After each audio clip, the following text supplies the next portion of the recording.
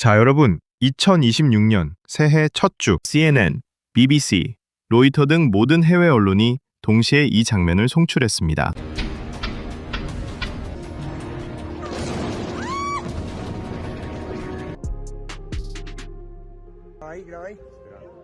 미군, 베네수엘라 대통령, 마두로 체포, 전투기 150대, 폭격기 20여 대, 그리고 특수부대 델타포스. 새벽 2시부터 단 3시간 반 만에 수도 카라카스의 하늘을 완벽히 장악했습니다. 이 사건의 공식 명칭은 남쪽의 창작전. 1989년 파나마 침공 이후 미국이 라틴 아메리카에서 보여준 가장 노골적인 무력 개입이었습니다. 그런데 여기서 우리가 주목해야 할 가장 기묘한 점이 있습니다. 이번 작전은 공식적인 전쟁으로 선언되지 않았다는 사실입니다. 미국은 이것이 전쟁이 아니라 법집행이었다고 거듭 강조했습니다. 바로 이 언어의 선택이 이번 사건의 본질을 완전히 바꿔놓았습니다.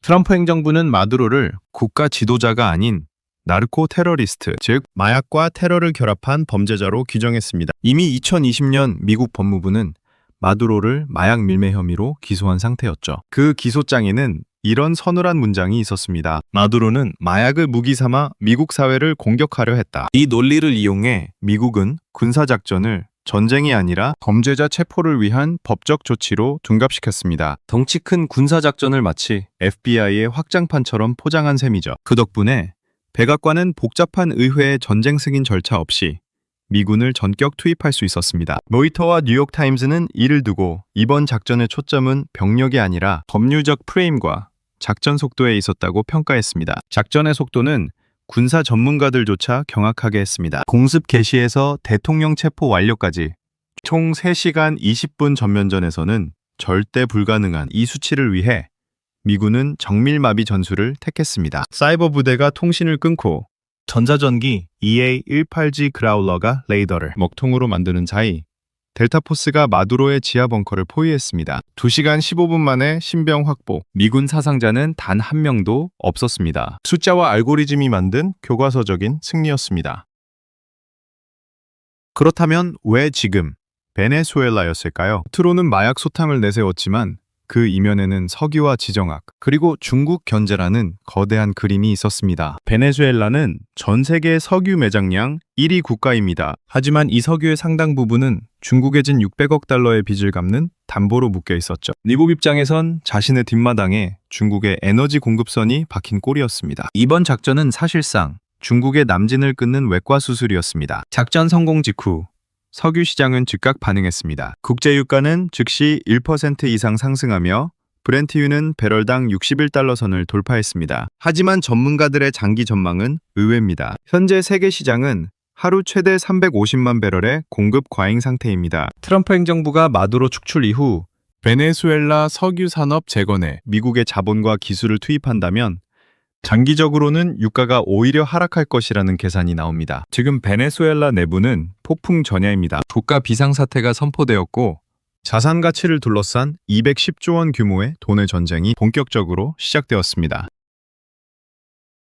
많은 이들이 이번 작전을 1989년 파나마 침공의 복사판이라고 말합니다. 당시에도 독재자 노리에가를 마약 혐의로 체포했으니까요. 하지만 36년의 시간을 사이에 둔 두 작전에는 근본적인 차이가 있습니다. 첫째는 체급입니다. 파나마는 인구 240만 명의 소국이었지만 베네수엘라는 훨씬 넓은 영토와 수십 년간 다져진 군부 조직이 있습니다. 둘째는 전술의 진화입니다. 1989년에는 2만 6천 명의 지상군을 투입한 전면전이었지만 2026년에 미국은 첨단 기술을 활용한 외과 수술식 타격으로 점령 비용을 최소화했습니다. 마지막은 국제 질서입니다. 과거엔 미국의 일극 체제였지만 지금은 핑크타이드라 불리는 라틴 아메리카 좌파 정권들과 중국, 러시아라는 강력한 반대 세력이 버티고 있습니다.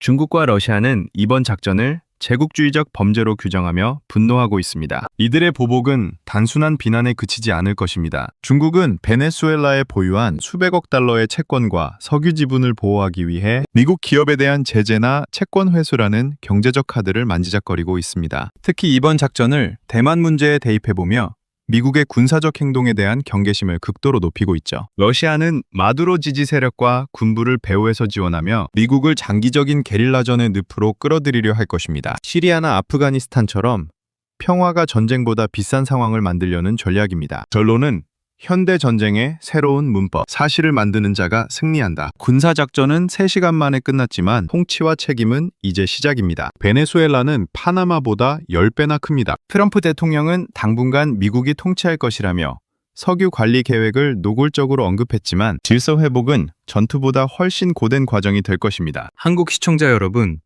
이 장면이 낯설면서도 익숙하지 않으신가요? 탐지, 결심, 타격을 분 단위로 계산하는 우리에게도 이번 통합작전 구조는 시사하는 바가 큽니다. 현대전쟁의 본질은 이제 병력의 숫자가 아니라 시간의 선점입니다. 4시간 만에 상황을 종료시키고 다음날 법정에 세우는 것. 여론과 해석이 따라오기 전에 사실을 먼저 만들어버리는 하이브리드 전쟁의 시대가 온 것입니다. 남쪽의 창작전은 미국의 힘 그 자체보다 그 힘을 사용하는 방식에 대한 강력한 신호였습니다. 하지만 생각할 시간조차 주지 않는 이 속도의 전쟁 뒤에는 국제법의 붕괴와 윤리적 그림자가 짙게 깔려 있습니다. 현대 전쟁의 승자는 더 많은 병력을 가진 쪽이 아니라 더 빠르게 사실을 만들어내는 쪽입니다. 이번 작전이 베네수엘라의 진정한 민주주의를 가져올지 아니면 더 거대한 국제적 비극의 시작이 될지 여러분의 생각은 어떠십니까? 저는 더 깊이 있는 분석으로 돌아오겠습니다. 지금까지 휴먼 시그널이었습니다. 감사합니다.